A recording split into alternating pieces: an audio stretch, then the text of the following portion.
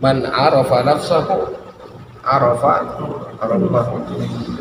Siapa yang kenal kepada Tuhannya, maka siapa yang kenal kepada dirinya, maka dia akan kenal kepada Tuhan. Ya. Bismillahirrahmanirrahim. Assalamualaikum warahmatullahi wabarakatuh. Alhamdulillah wassalatu wassalamu ala sayyidina Rasulillah Sayyidina Muhammad ibn Abdillah wa ala alihi wa ashabihi wa man tabi'ahu wa wala. Amma ba'd. Faqad qala ta'ala wa bishrah li sadri wa yassir li amri wa hlul 'uqdatam min lisani yafqahu qawli. Wa qala musaddiqu hadha al-kitab rahimahullahu ta'ala wa nafa'ana bi 'ulumihi fid dharain amin. Qala Allah subhanahu wa ta'ala kuntum khayra ummatin ukhrijat lin-nas. Qala al-Kalbi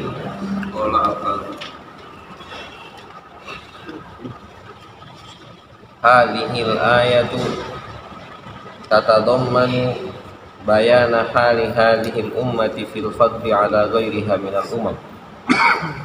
Kata Imam Al-Kalbi, ayat ini meliput penjelasan tentang keadaan umat ini tentang keutamaan umat ini dibandingkan dengan umat-umat yang lain. Jadi banyak para ahli tafsir mengatakan bahwa ayat ini adalah ayat yang menjelaskan tentang keutamaan umat Nabi Muhammad ini, ya, lebih utama dibandingkan dengan umat-umat sebelumnya. Wafiha, dan pada ayat ini juga dalilun, ada dalil, ada petunjuk ala anna hadhil ummatal islamiyah, bahwasanya umat Islam itu khairul umami ala itlaq, ya, sebaik-baiknya umat ala itlaq secara umum, ya. Jadi itu tidak bisa dipungkiri, ya, bahwa umat Islam ini adalah umat yang terbaik.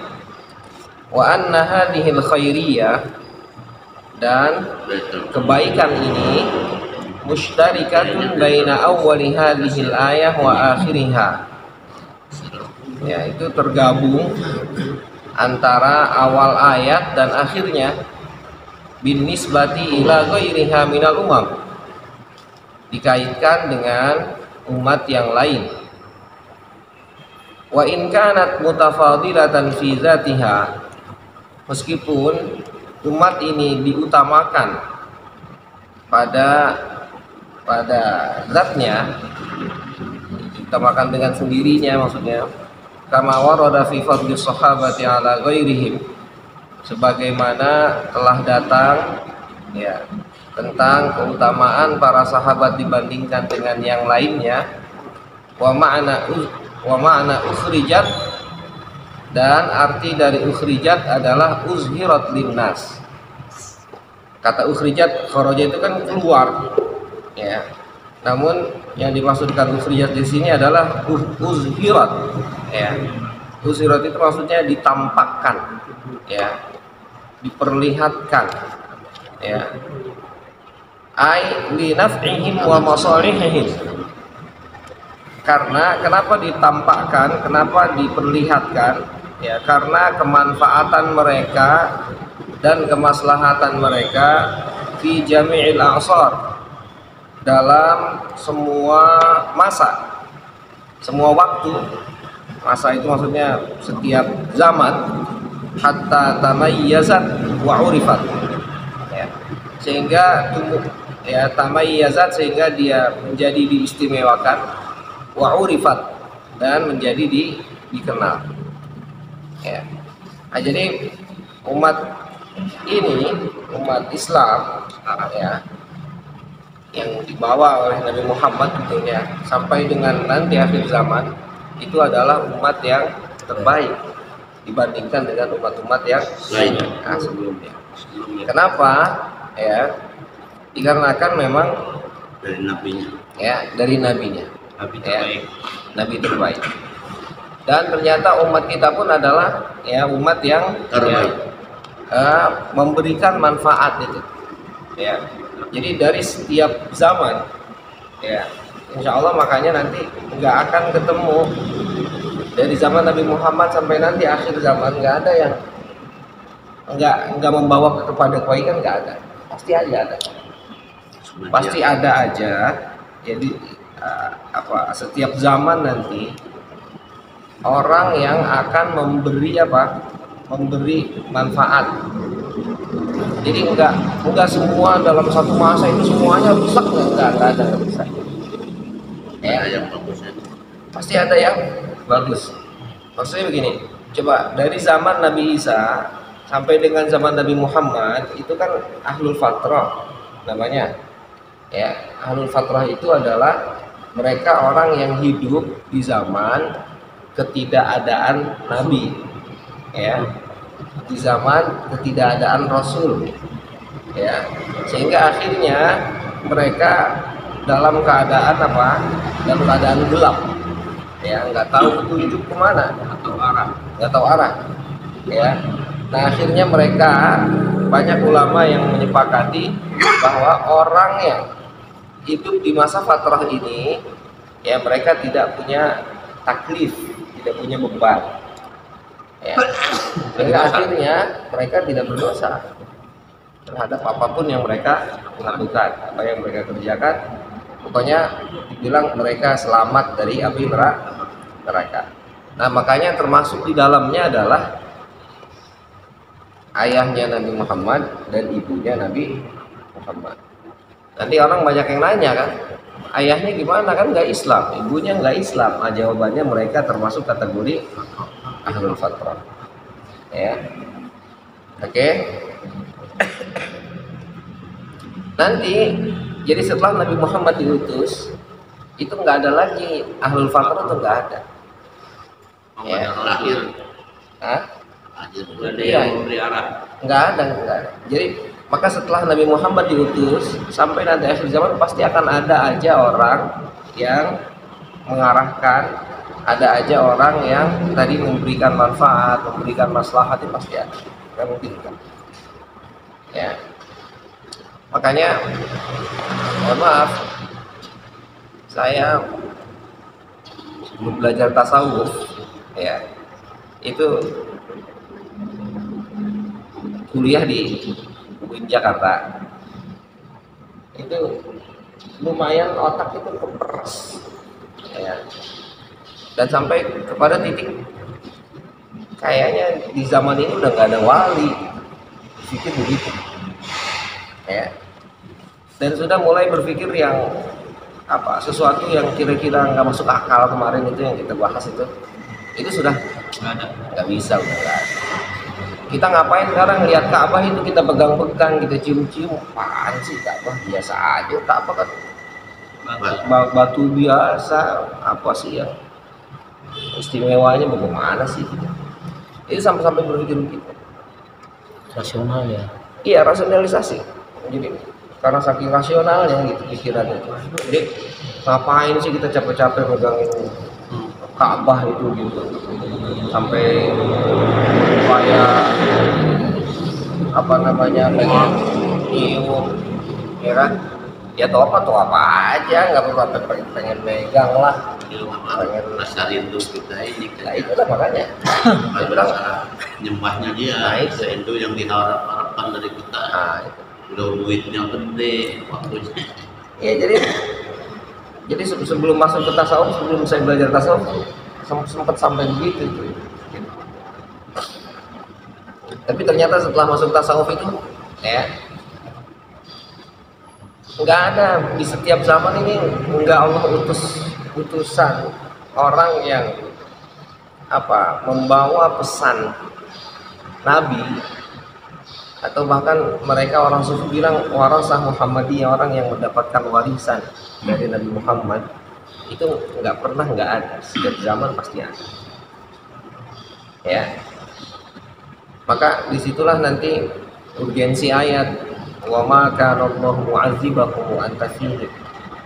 Allah tidak akan memberikan siksaan kepada kaum, ya, kepada satu tempat sedangkan di situ ada Nabi Muhammad.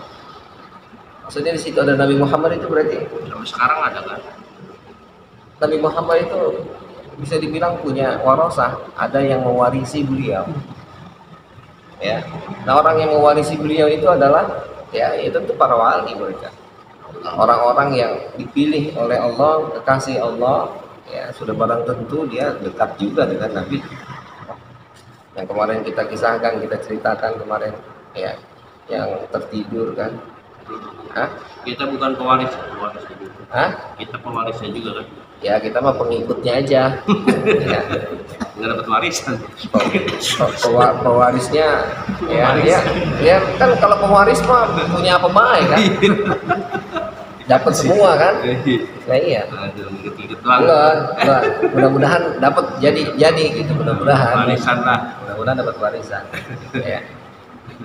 Jadi pewaris para nabi itu nanti mereka itu yang akhirnya nanti dalam kewilayahan, dalam kewalian itu mereka orang-orang seperti itu punya ada nanti setiap satu abad itu pasti ada orang yang menjadi wali kutub, ada yang menjadi wali abdal, ada yang menjadi wali, banyak lah kategori-kategorinya itu.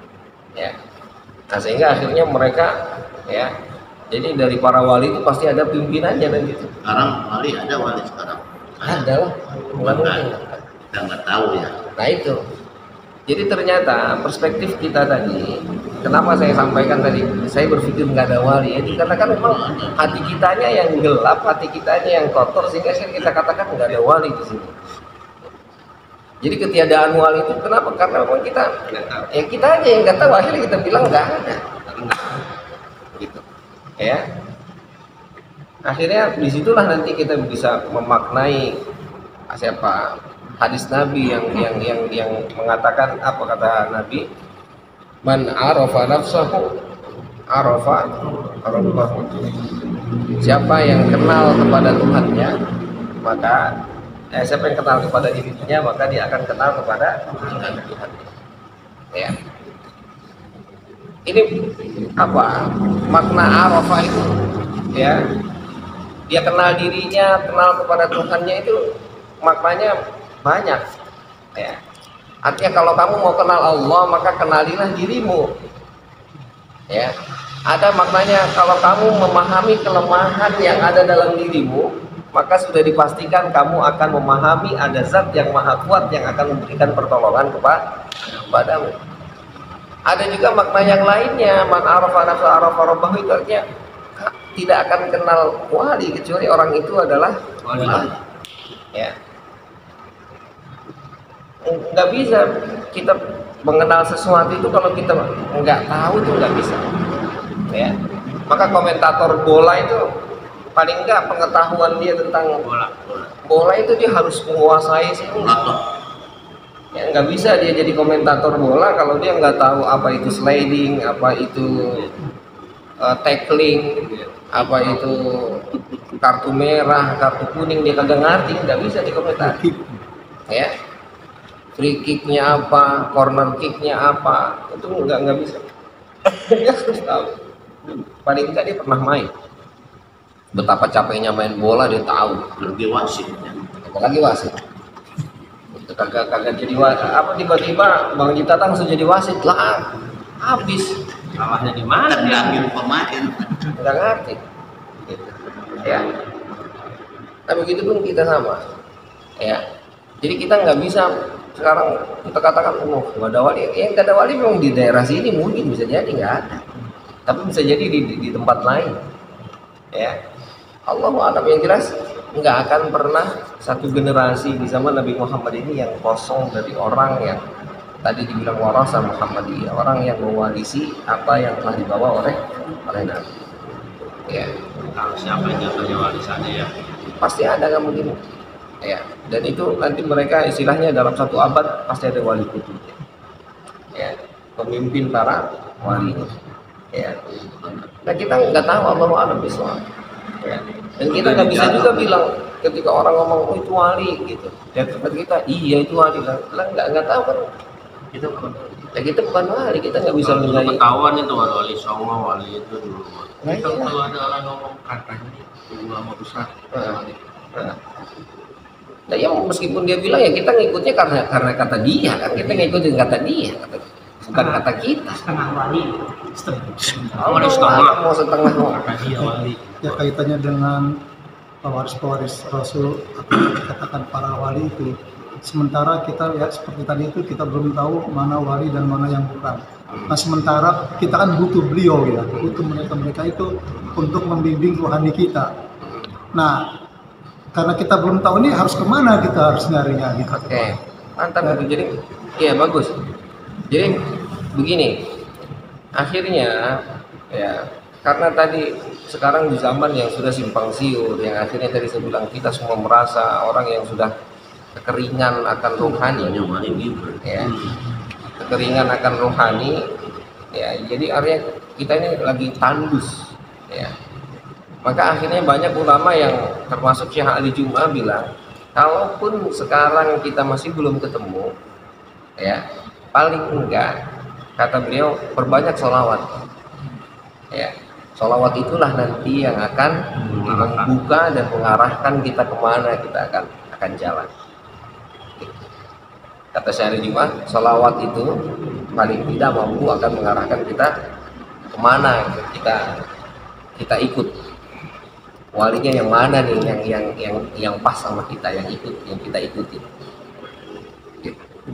Memang pernah juga ada yang dari Medan itu ya katanya dia tuh guru tarekat Naksabandia, tapi dalam dirinya sendiri masih ada petunjuk katanya dia harus mencari guru di Jawa gitu, harus berguru gitu. Akhirnya dia itu berangkatlah dari Medan itu mencari guru tarekat itu atau guru tasawuf itu yang disebut dengan guru mursyid lah gitu. Padahal dia itu mursyid menurut para muridnya, tapi si mursyid itu harus belajar lagi kepada mursyid yang lain gitu. Nah yang seperti itu. Nah sementara kita ini ya memang ketemu dengan mursyid aja belum kali gitu. Khair. Ya jadi pada dasarnya, pada prinsipnya ya, nanti kita akan diinformasikan siapa mereka mursyid itu. Jadi paling tidak kriteria yang paling utama itu mursyid itu adalah sudah dipastikan orang yang akan mengenalkan, mengantarkan kita kepada Allah. Udah itu doang udah. Jadi seandainya orang ada ngaku guru mursyid, lalu dia nggak mengantarkan kita ke Allah, nggak mengenalkan kita ke Allah, ya perlu menjadi pertanyaan besar. Apakah itu mursyid ataukah? Kemudian dengan pernah juga ucapan Abu Bakar Aceh itu Profesor Dr. Abu Bakar Aceh yang katanya ahli tarekat lah gitu. Dia bilang pertama begitu, kalau Anda ingin bertanya tentang tarekat tanya kepada saya. Tapi bagaimana mengamalkan tarekat tanyakan pada guru mursyid itu. Iya, jadi dia itu tahu tentang tarekat dengan berbagai alirannya, dengan berbagai versinya, tapi bagaimana mengamalkan tarekat sendiri ya, membimbing rohaninya itu dia bilang tanyakan kepada mursyid. Nah itu makanya nggak bisa Pak. Jadi tadi kayak saya bilang komentator itu dia belum tentu jadi pemain, gitu kan? Jadi komentator itu ya dia hanya tahu apa namanya teori saja, dan dia belum pernah mempraktekkan teorinya itu seperti apa. Semakin orang semakin berilmu semakin merasa kurang. Ya pastinya praktisi dengan teoritis itu dengan orang yang memberikan teori itu sudah pasti berbeda. Maka nanti dibilang Arafah itu tadi ya, kata Arafah itu nanti erat kaitannya dengan Zauk itu nanti rasa, cita rasa. Makanya nanti orang nggak bisa dia menjelaskan sesuatu ketika dia nggak masuk ke dalamnya, nggak bisa. Dia harus masuk dulu, baru dia mampu menjelaskan. Imam Ghazali, kenapa Imam Ghazali masuk tasawuf? Di akhir Imam Ghazali masuk, bukan di apa? Ya. Di awal-awal kitabnya itu kitab yang bercerita tentang perdebatan terus. Yang cerita tentang bagaimana tentang alam, orang yang berdebat tentang Allah kayak gini, debat seperti ini dan begitu terus. Tapi ketika sudah di akhir, nah baru di situ mulai. Allah masih hidup. Ya. Beliau cerita sudah nggak cerita perdebatan lagi, udah ditinggalin perdebatan itu. Dia hanya ketemu kepengen Allah doang. yang tahafudz falasifah itu. Lah itu tahafutul falasifah itu.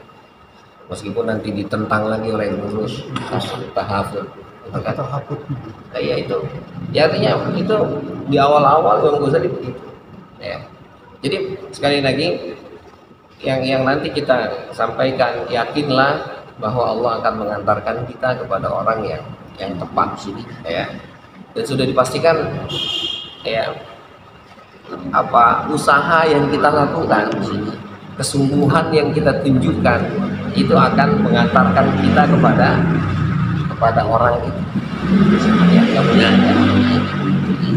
dan nanti salah satu di antara ciri yang paling utama itu tadi adalah bahwa mereka akan mengantarkan kita kepada Allah. Ketika kita melihat wajahnya itu udah nggak inget yang lain, ingetnya cuma Allah doang. Jadi kurang lebih gambarannya begitu. Dan yang nggak kalah pentingnya bahwa mereka nggak keluar dari syariat, udah itu aja.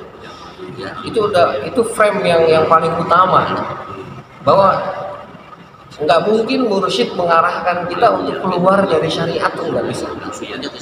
Ya, jadi syariat itu adalah sesuatu yang utama, tapi bukan juga syariat itu dijadikan sebagai satu-satunya jalan, dan akhirnya kita nggak bisa kemana-mana kalau seolah-olah terlalu terikat dengan syariat itu pun sendiri. Ya nggak juga. Tetap syariat itu adalah sesuatu yang nggak bisa ditinggalkan, tapi bukan itu satu-satunya.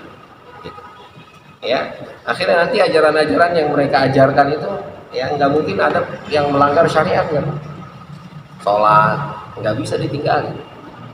Seandainya sekarang ada orang yang ngajarin, ya, itu tentang udah sholat bisa digantikan dengan bayar sedekah, bayar fidyah, itu udah pasti salah. Jadi nanti, ya, udah sholat setiap hari kita jamak aja. Ya itu perlu kajian lagi. Ada masalah apa kok sholat di jamaah terus padahal nggak kemana-mana? Gitu. Artinya banyak hal, kurang lebih nanti Allah pasti akan menuntun kita ke arah mana. Ya, paling tidak ada standarisasinya tadi. Ya, yang paling utamanya adalah bahwa pasti mereka akan mengenalkan kita kepada Allah. Ya. Mereka punya ciri tersendiri, ya, yang ketika kita melihat wajahnya itu udah nggak ada lain yang kita ingat tuh cuma Allah doang, ya. Dan yang paling utamanya tadi nggak ada ajaran mereka yang melanggar syariat, ya. Udah itu intinya, ya. Dan bagaimana untuk mencapai ke sana? Nah, paling tidak tadi sholawat tuh, ya. Dan kalaupun nanti ada kesalahan, kita ketemu terus salah, ya itu ajaran itu silakan, nggak, ya mau gimana lagi? Karena sekarang kita nggak bisa tahu yang benar yang mana. Sekarang kita ikutin ikutin aja dengan tulus, itu, ya. Jadi jangan salah nanti ketika kita mengikuti yang A atau tahu yang A ini salah, yakinlah Allah akan mengantarkan kita, ya, kepada yang benar. Ini keseringan kita ngikut yang sini tahu-tahu salah, kita bilang aduh emang dasar ini orang, bukan malah ngajarin, malah lantarin saya, malah menyesatkan saya. Ya nggak usah, ya. Jadi ketulusan kita, saya kepingin ketemu Allah, itu begitu aja. Seandainya ini bukan orang yang mengantarkan, ya sudah, bismillah, alhamdulillah, terima kasih Pak, Bapak sudah berupaya mengantarkan saya, dan ternyata menurut saya Bapak enggak mengantarkan saya, malah justru saya diantarkan ke tempat yang lain. bukan tujuan saya. Ya, terus begitu. Jadi tetap modal utamanya dalam diri sendiri, gitu, ya. Nanti apakah diri sendiri ini mengikuti hawa nafsu aja, ataukah memang betul-betul pure dia kepingin ketemu Allah. Jadi banyak hal nanti yang mengarahkan itu. Yang pertama pasti gurunya, yang kedua juga enggak kalah pentingnya adalah dirinya tadi. Jalannya bisa berbeda-beda ya. Ya iyalah. Yang terpenting, yang paling utama adalah bagaimana dirinya itu memahami, ya, punya kesidikan, punya kesungguhan, ya. Jadi kesungguhan, orientasinya kepingin apa aja. Ya justru itu kalau kesungguhan untuk mencari yang seperti ini yang kita kurang ini. Nah itu apalagi sulit kan untuk menemukan orang Ya, seperti ini. makanya saya bilang tadi kesulitan itu dikarenakan tadi keterbatasan kita. Apakah kita mencarinya karena hawa nafsu, ataukah kita mencarinya kepingin karena memang tadi kepingin Allah, kepingin Allah. Kalau kita mencarinya kepingin Allah, ya terus Allah akan jadi petunjuk ke Allah jalan. akan kasih jalan ke kita tuh. Ya, nah ini jalan. Ya udah kita ikuti. Keseringannya, kesalahannya saya bilang tadi kita nggak tahu caranya. Ketika kita ikut, saya bilang dulu pernah saya sampaikan, ada beberapa hal yang harus kita hindari, menjelekkan orang. Salah satu diantaranya adalah ada rahasia-rahasia yang nggak bisa kita ungkapkan. Nah ini keseringannya begitu, mohon maaf, ketika kita mengikuti satu guru, lalu tiba-tiba gurunya salah, kata kita, wah bapak itu masalah, jangan diikutin. Udah, yang benar yang ini. Lah yang jadi guru siapa? Kok dia yang nentuin ini guru bener ini seguru salah? Ada tuntunannya, ada contohnya. Nggak bisa, udah, kalaupun dia salah ya sudah selesai, cukup dia dengan saya. Sekarang saya alhamdulillah Allah antar ke sini, ya sudah, saya itu berterima kasih ke sini. Karena kesalahan ini Allah mengantarkan saya kemari. Jadi nggak ada yang sia-sia, nggak ada upaya dan usaha yang kita kerjakan itu apa abas, ya nggak ada manfaatnya, nggak ada. Jangan memaki-maki gitu ya. Jangan maki-maki, Apalagi nggak. menyalahkan. Apalagi mendiskreditkan. Ya, jadi kita akhirnya bisa bilang bahwa semua ini adalah gerak-gerik Allah yang telah mengantarkan kita. Nah itu kesungguhan itu dimulai dari kesungguhan diri dulu. Gitu. Ya, jadi kita berupaya semaksimal mungkin untuk tidak menyalahkan, untuk tidak mendiskreditkan orang. Gitu. Ya, semaksimal mungkin. Sudah akan terjadi rahmatan orang itu ya. Itulah. Ya. Wah akan terjadi. Makanya mohon maaf, kemarin saya punya kritik sama yang video Adi kirim ke saya itu. Ya, tetap saja ini ranahnya adalah ranah khilafiyah. Ranahnya ranah perbedaan pendapat di kalangan ulama fikih. Ya bisa jadi karena kemarin pendapatnya salah satu diantaranya yang saya garis bawah itu, kalau lagi sholat sunnah dengar adzan berhenti. Maksudnya sholatnya berhenti, dia batalin atau bagaimana?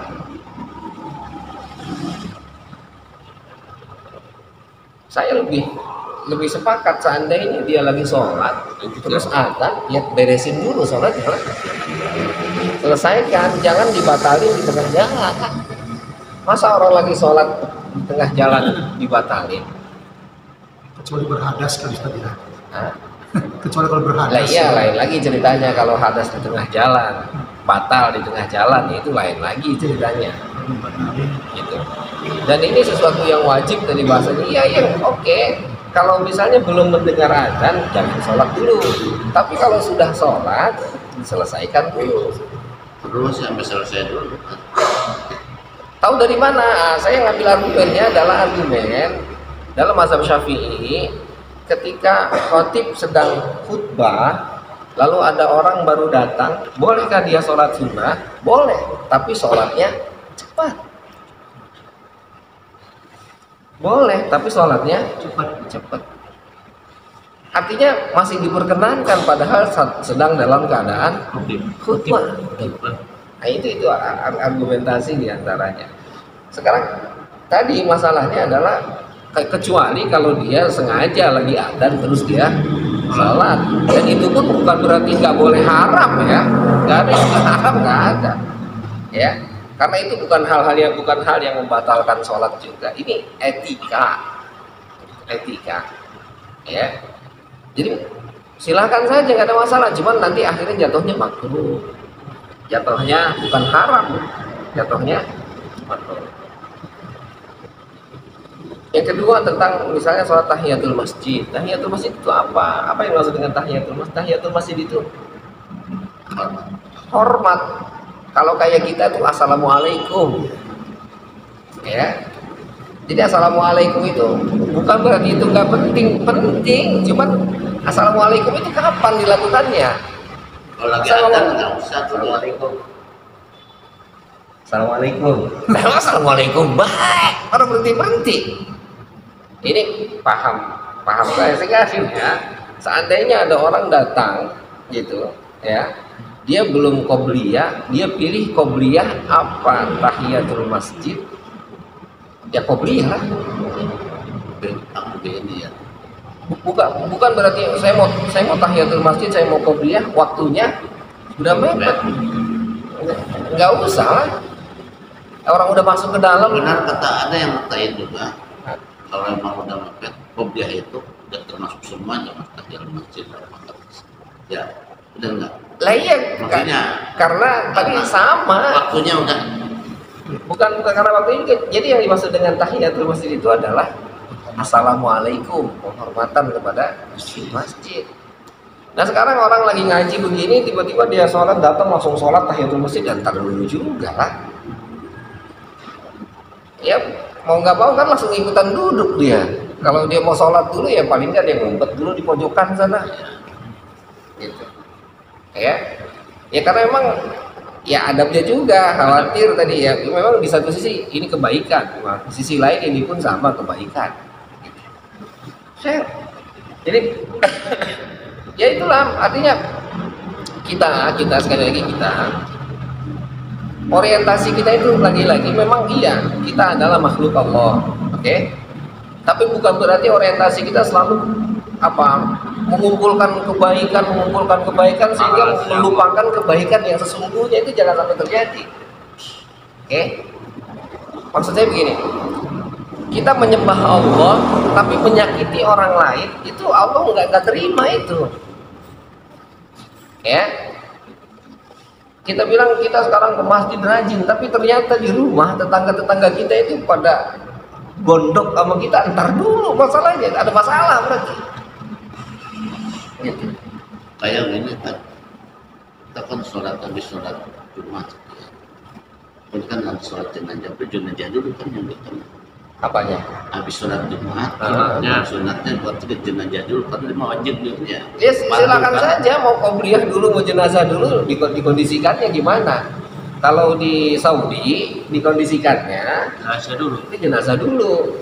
Kalau di Saudi lebih ke iniannya, ke utamaan ke ini juga. ya Allah alam, entah karena keutamaan, entah karena yang lain.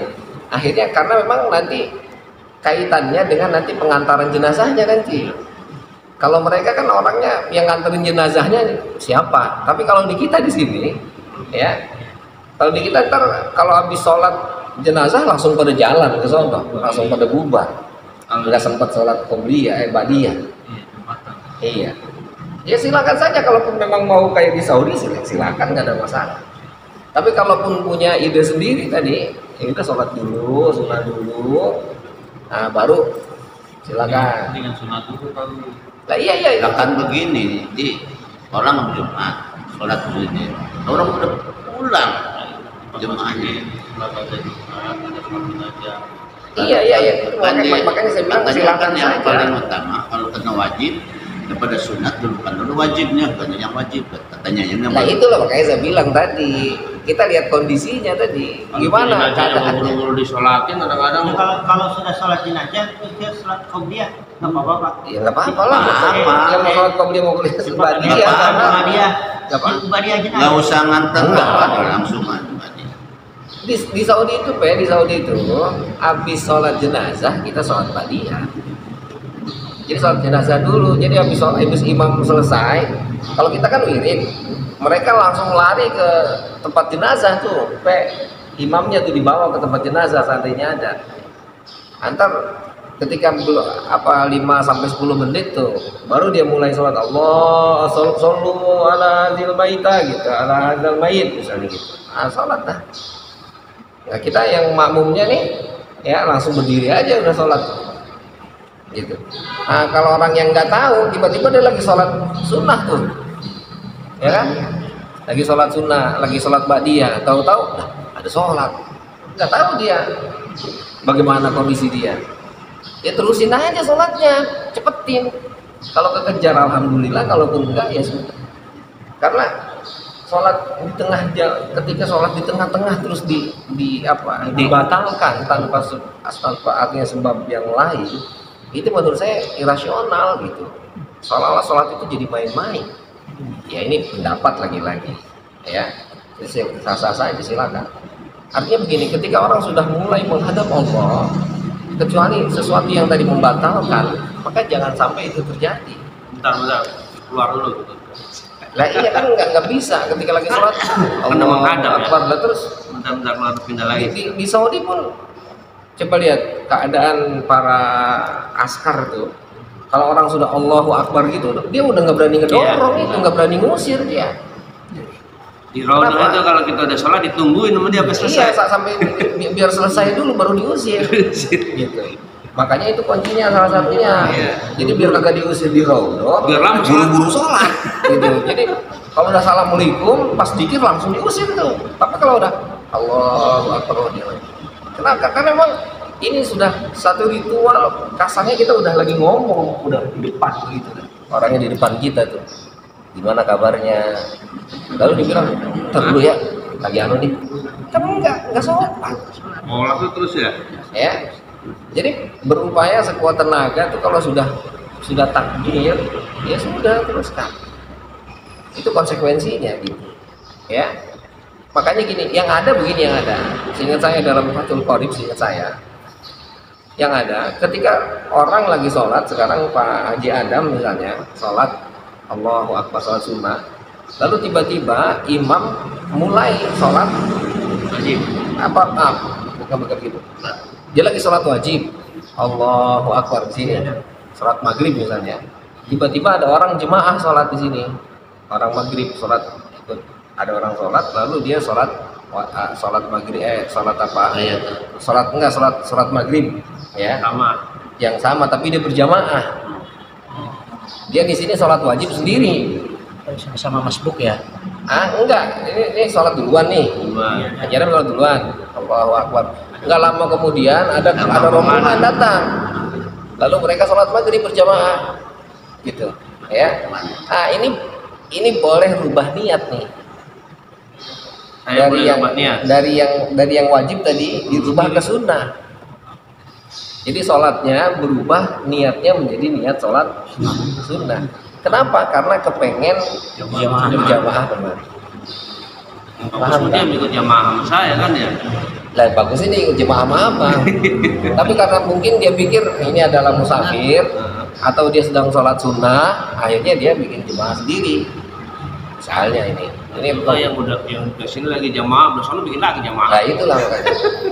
Jadi artinya ini dalam mazhab Syafi'i mereka boleh merubah niat wajib ke sunnah. dari wajib niat sunnah. Kenapa? Karena kepengen dapat pahala yang besar. Jangan dibatalin. Jangan. Harus dicepatin yang itu ya. Yang Nah, iya, ini kan jadi sunnah kan? Nah, jadi sunnah buru-buru sholatnya dah, cepetin biar dapat. Kita pindah ke situ ke jamaah. Iya.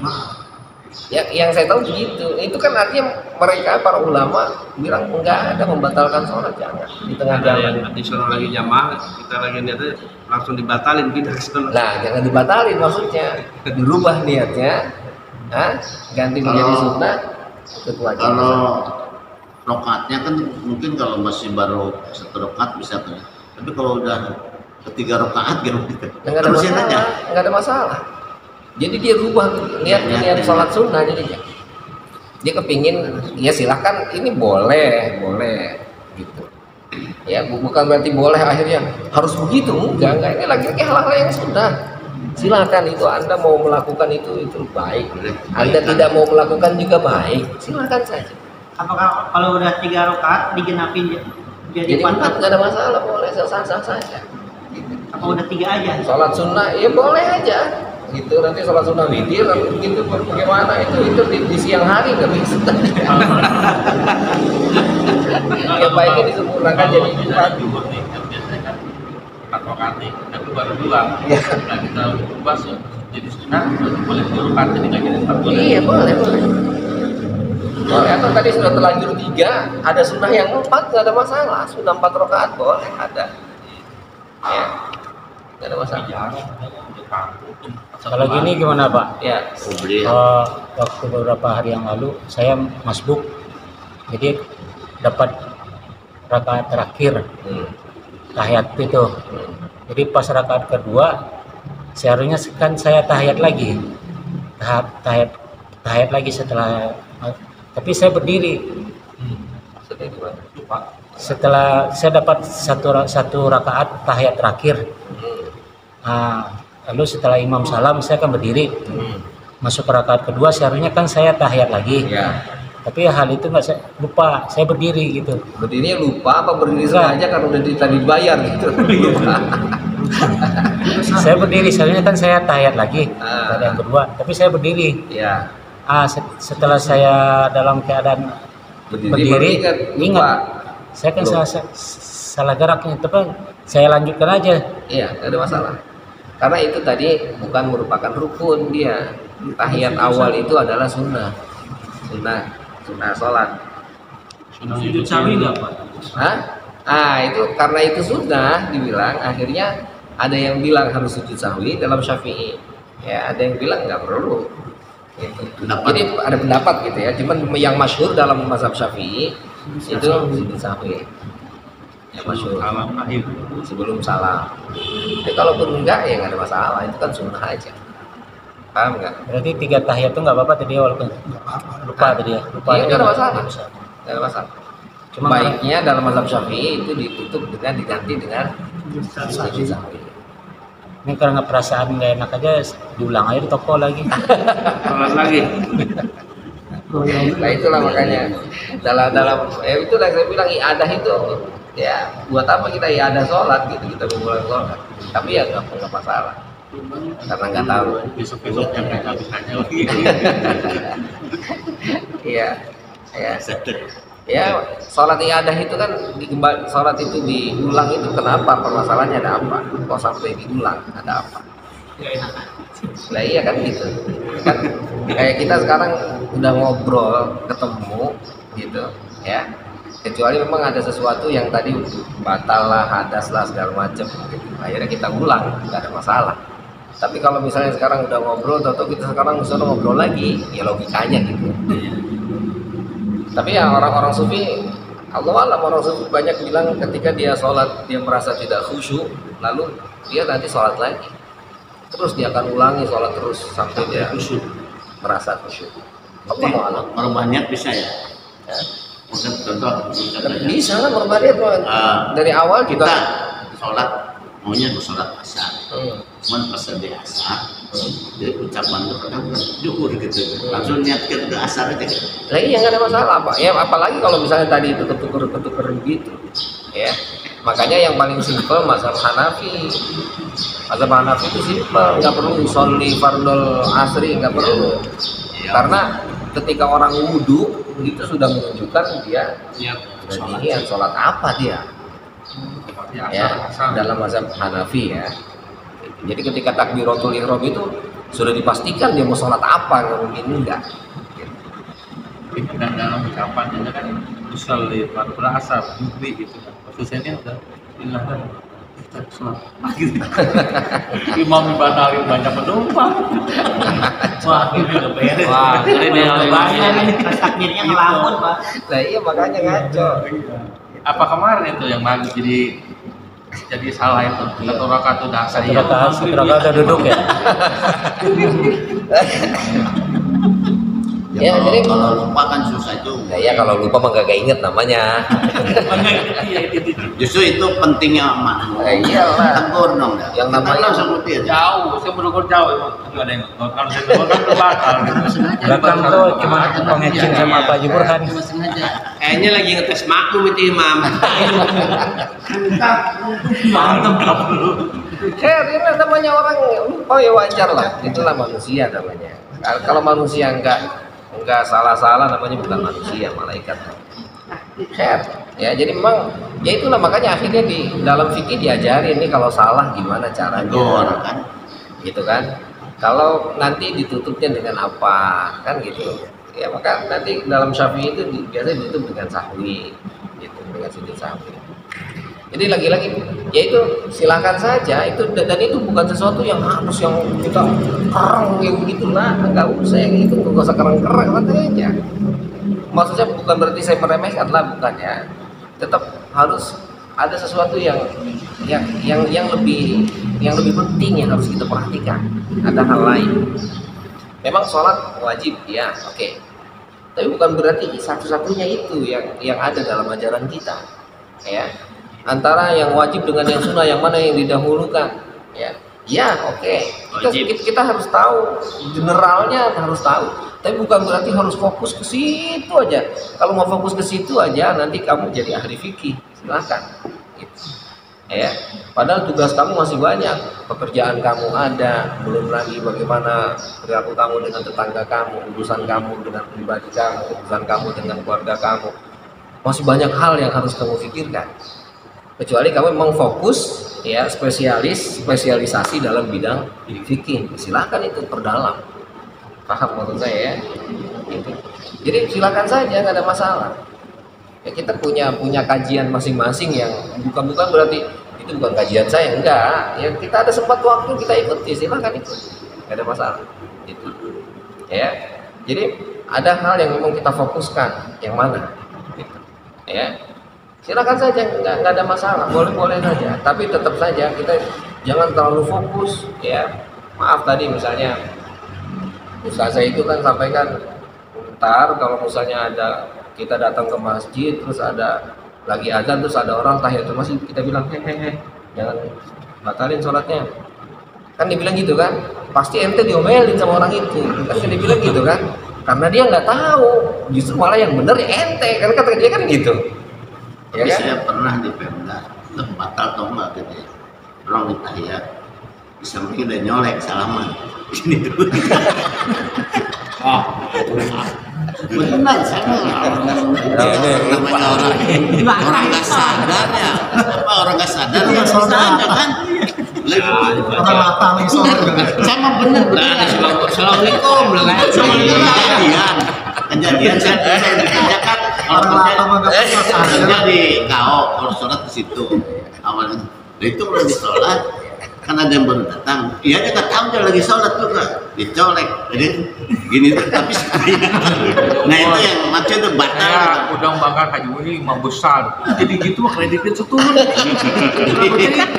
Enggak maksudnya apa itu udah batal ya kan enggak kan? Tapi kan kita mau Karena ikut tidak sadar gitu. nggak perlu nyolek juga ya. Ya itulah. Harus nyolek. Kalau kalau Iya. salaman kan begini. Iya kan, Enggak, salaman kita juga, kalau ini mau salaman dia nggak mah. usah nyolek lah. Iya. Ya, padahal mah udah kan. Dia nggak tahu lagi sholat. Ya inilah makanya pentingnya kita kemarin saya bilang bagaimana tentang sholat itu pentingnya tuh. Kita secara spesifik tahu, ya menurut saya nih yang kemarin diajarin Imam Ghazali itu tentang sholat, bagaimana sholat itu harus serius, konsentrasi. Jadi ketika mau mulai itu sudah harus pikirannya sudah, jangan main sembarang aja tadi. Jadi kalau datang dicolek dari sono tiba-tiba langsung Allah Akbar, bodoh amat. Enggak. Mau sholat itu betul-betul saya ini mau hadap Allah nih, gitu. Saya mau sholat serius dulu gitu, kasih jarak dulu.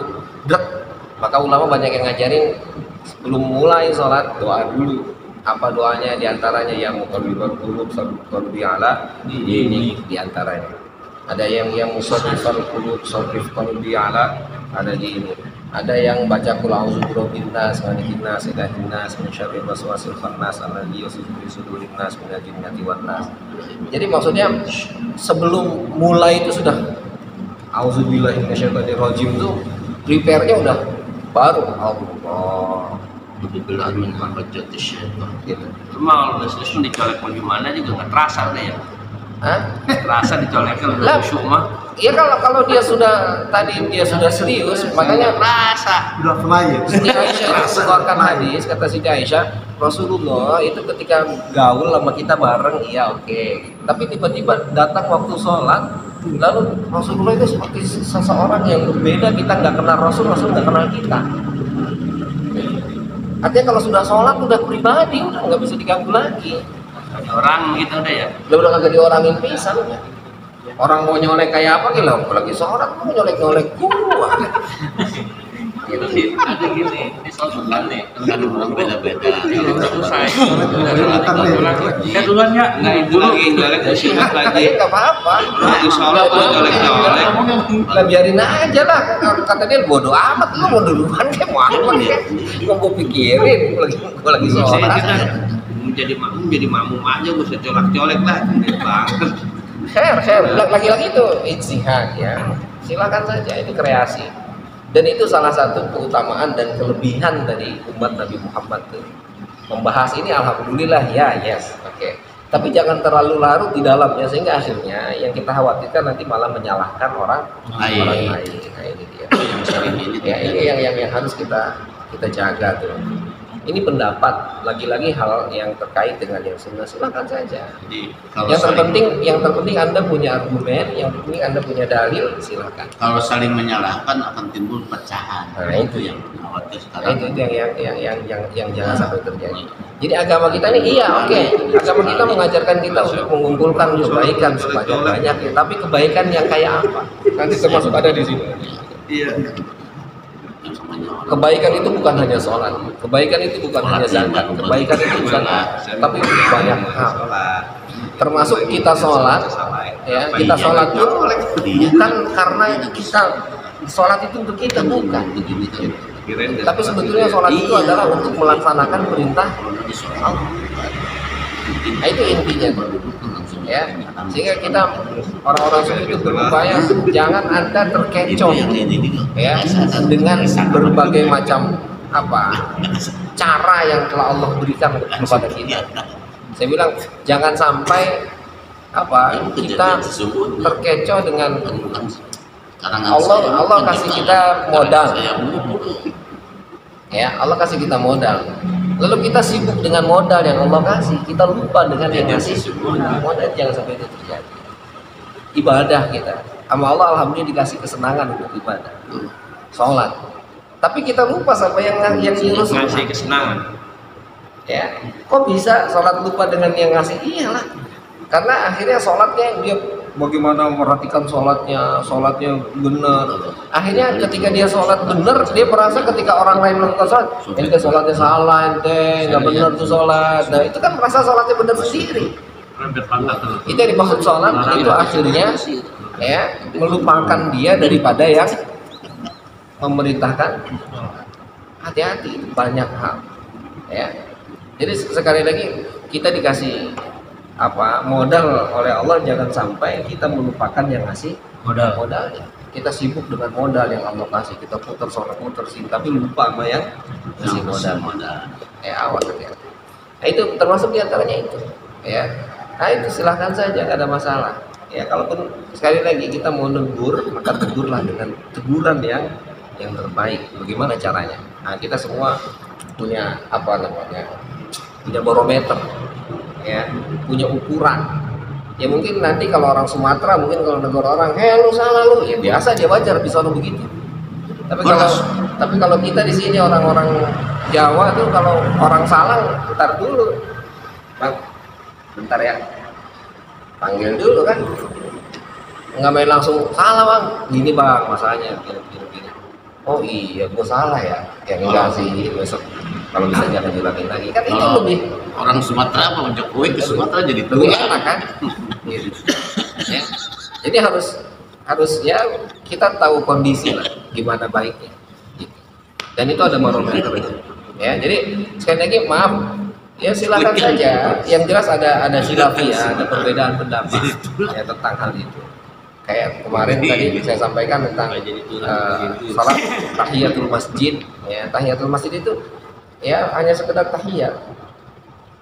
Ya, misalnya habis wudu, mana duluan, mau tahiyat dulu apa mau wudu dulu? Yang gak usah dipusingin lah. Salat wudu ya dengan tahiyat ya eta kene sama lah.